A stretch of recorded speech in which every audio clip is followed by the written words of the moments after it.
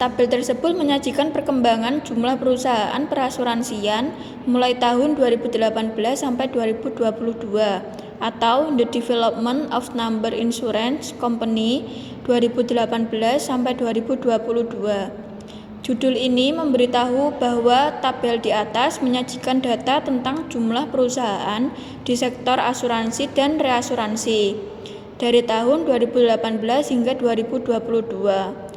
Kolom utama menunjukkan jenis usaha perusahaan dan kolom lainnya menunjukkan tahun dari data yang disajikan.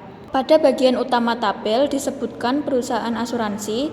1. Ada perusahaan asuransi jiwa. Pada tahun 2018 ada 60 perusahaan asuransi jiwa dan pada tahun 2022 jumlahnya menjadi 59. Yang kedua ada asuransi umum atau non-life insurance. Jumlah perusahaan asuransi umum sedikit menurun dari 79 di tahun 2018 menjadi 78 di tahun 2022. Yang ketiga, reasuransi menunjukkan jumlah perusahaan reasuransi atau perusahaan yang mengasuransikan kembali risiko dari perusahaan asuransi lain. Jumlah perusahaan reasuransi relatif stabil. 2018 ada 7 perusahaan, 2022 menjadi 8 perusahaan. Penyelenggara program asuransi sosial dan jaminan sosial tenaga kerja menunjukkan jumlah penyelenggara program asuransi sosial dan jumlah sosial tenaga kerja, misalnya BPJS Ketenagakerjaan. Jumlah perusahaan relatif stabil. 2018 ada 2 perusahaan dan sampai 2022 ada 2 perusahaan. Jumlah perusahaan asuransi atau number of insurance company ini adalah total dari semua perusahaan di atas. Total perusahaan asuransi sedikit menurun dari 151 di tahun 2018 menjadi 150 di tahun 2022. Selanjutnya pada tabel bagian bawah ada perusahaan penunjang asuransi atau insurance intermediary company. 1. Pialang asuransi menunjukkan jumlah perusahaan pialang atau perusahaan yang mewakili nasabah untuk mendapatkan asuransi terbaik. Jumlah pialang asuransi di tahun 2018 ada 166 dan turun menjadi 155 di tahun 2022. Nomor 2 ada pialang reasuransi menunjukkan jumlah perusahaan pialang reasuransi. Jumlahnya cenderung stabil di sekitar 41 sampai 43 perusahaan. Selanjutnya nomor 3 ada penilaian kerugian asuransi menunjukkan jumlah perusahaan penilai kerugian asuransi atau pihak independen yang menilai besarnya kerugian dalam klaim asuransi. Jumlahnya stabil di angka 27 perusahaan dari 2018 hingga 2022. Maka dari tabel di atas, jumlah perusahaan penunjang asuransi atau number of intermediary company ini adalah total dari semua jenis perusahaan penunjang asuransi. Total perusahaan penunjang asuransi mengalami penurunan dari 236 di tahun 2018 menjadi 223 di tahun 2022. Total jumlah perusahaan di sektor perasuransian secara keseluruhan menurun dari jumlah 387 di tahun 2018 menjadi 373 di tahun 2022. Kesimpulan umum dari bagan yang sudah tertera yaitu secara umum, bagan ini menunjukkan bahwa dari tahun 2018 hingga tahun 2022 terjadi sedikit penurunan jumlah perusahaan di sektor perasuransian di Indonesia, baik itu perusahaan asuransi maupun perusahaan penunjang asuransi. Penurunan paling signifikan terlihat pada jumlah pialang asuransi. Selanjutnya saya akan menjelaskan materi dari kelompok kami, yaitu bab vintage syariah.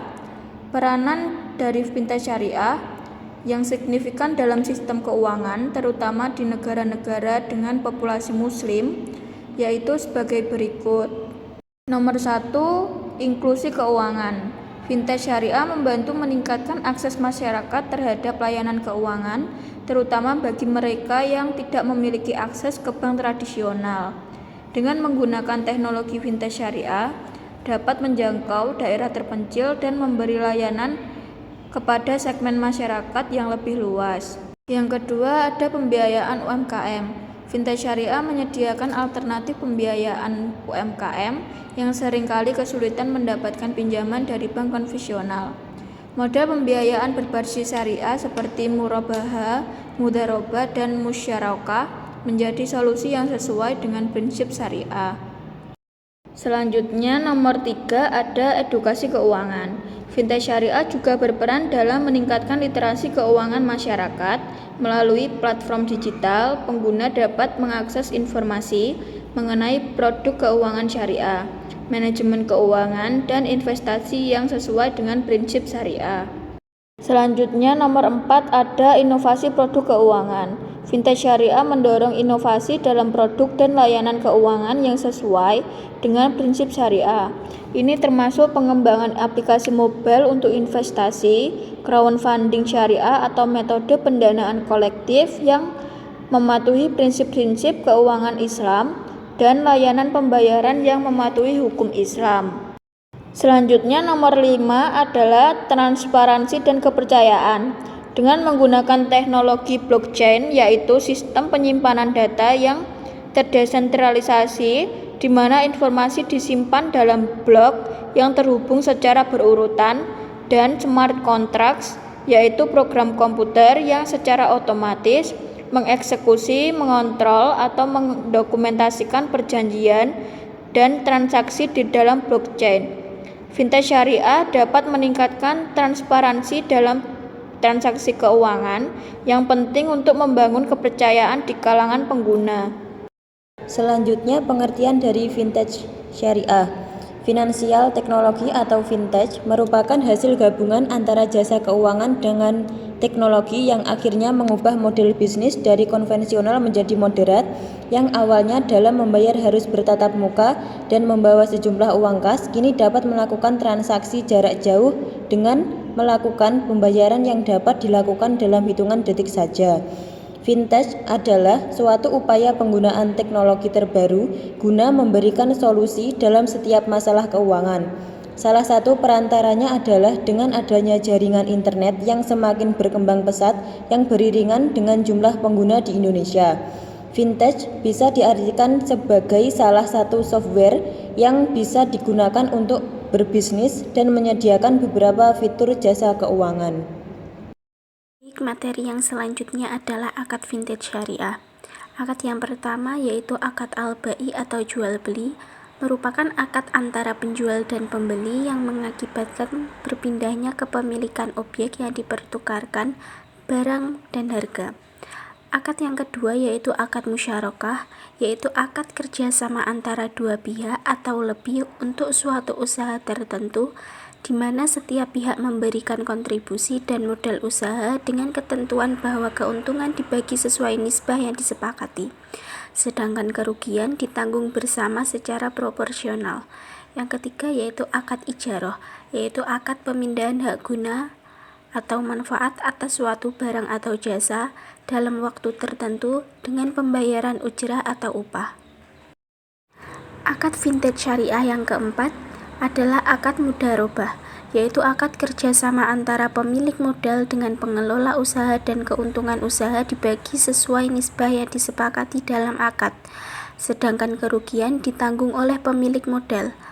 Akad yang kelima yaitu akad hard, yaitu akad pinjaman dari pemberi pinjaman dengan ketentuan bahwa penerima pinjaman wajib mengembalikan uang yang diterimanya sesuai dengan waktu dan cara yang disepakati.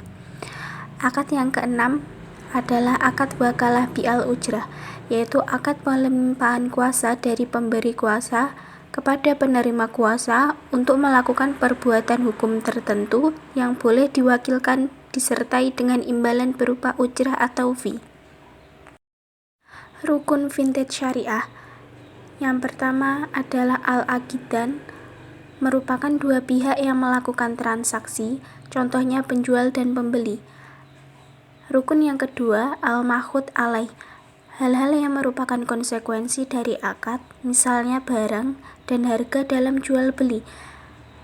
Rukun yang ketiga, sigot al-akad, merupakan berupa ucapan atau tindakan yang menyatakan ijab dan qabul. Selanjutnya ada jasa vintage syariah. Yang pertama ada pembiayaan syariah. Pembiayaan yang tidak melibatkan bunga atau riba, misalnya seperti murabahah, jual beli, mudharabah, kerjasama, dan musyarakah bagi hasil. Yang kedua, investasi syariah. Investasi yang tidak melibatkan kegiatan yang haram atau tidak sesuai dengan nilai-nilai Islam. Misalnya seperti investasi saham syariah, sukuk, dan reksadana syariah. Yang ketiga, pembayaran digital syariah. Layanan pembayaran online yang digunakan untuk melakukan transaksi hanya untuk produk dan jasa halal, serta menghindari unsur riba dan gharar, misalnya seperti pembayaran zakat dan pembayaran sedekah. Yang keempat, manajemen keuangan syariah. Manajemen keuangan yang dapat membantu individu atau organisasi dalam mengelola kekayaan dan perencanaan keuangan sesuai dengan prinsip syariah. Misalnya seperti pengelolaan kekayaan dan perencanaan keuangan. Selanjutnya ada produk vintage syariah. Yang pertama, kartu debit syariah. Kartu debit yang dapat digunakan untuk melakukan transaksi pembayaran sesuai prinsip syariah. Contohnya BSM, Bank Syariah Mandiri, dan BNI Syariah. Yang kedua ada e-wallet syariah, dompet digital untuk melakukan transaksi pembayaran dan menyimpan uang dengan halal tanpa riba. Contohnya Paytrend. Selanjutnya yang ketiga yaitu pembiayaan peer-to-peer syariah. Pembiayaan peer-to-peer yaitu layanan yang menghubungkan pemberi pinjaman dengan peminjam melalui platform digital dengan akad syariah. Contohnya Dana Syariah dan Alami. Yang keempat, investasi crowdfunding syariah. Investasi pada proyek atau bisnis yang sesuai dengan syariah, contohnya wakaf dan modalku syariah. Yang selanjutnya yaitu operasional vintage syariah. Operasional vintage syariah adalah penerapan teknologi keuangan vintage yang mengedepankan prinsip-prinsip syariah seperti menghindari riba, gharar, yaitu ketidakpastian, dan maisir, yaitu perjudian. Vintage syariah menyediakan layanan keuangan berbasis teknologi digital yang mematuhi hukum Islam, termasuk berbagai produk keuangan seperti peminjaman, pembayaran, investasi, dan asuransi.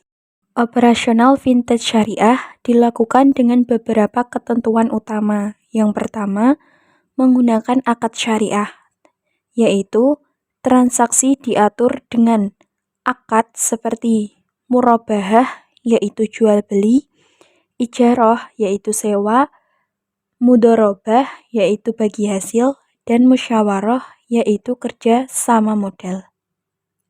Yang kedua, diawasi oleh Dewan Pengawas Syariah, DPS. DPS memastikan semua produk dan proses operasional mematuhi prinsip syariah. Yang ketiga, terdaftar dan diawasi oleh OJK. Vintage syariah wajib terdaftar di otoritas jasa keuangan dan mengikuti peraturan seperti POJK nomor 77 tahun 2016 tentang layanan meminjam uang berbasis teknologi informasi. Yang keempat, berbasis teknologi digital. Semua proses mulai dari pendaftaran pengguna, pencocokan, pembiayaan, hingga pemantauan transaksi dilakukan secara digital melalui aplikasi atau platform online. Yang kelima, transparansi dan akuntabilitas. Vintage syariah harus transparan dalam informasi, biaya, dan risiko kepada para pengguna sesuai prinsip keadilan dalam Islam. Untuk kesimpulannya, vintage syariah adalah inovasi layanan keuangan berbasis teknologi yang mematuhi prinsip-prinsip Islam, seperti menghindari riba, gharar, dan maisir. Vintage ini berperan penting dalam meningkatkan inklusi keuangan, mendukung pembiayaan UMKM, mendorong literasi keuangan, dan menciptakan produk keuangan yang transparan serta terpercaya. Operasionalnya dijalankan melalui akad-akad syariah, diawasi oleh Dewan Pengawas Syariah dan OJK, serta memanfaatkan teknologi digital untuk efisiensi dan transparansi layanan.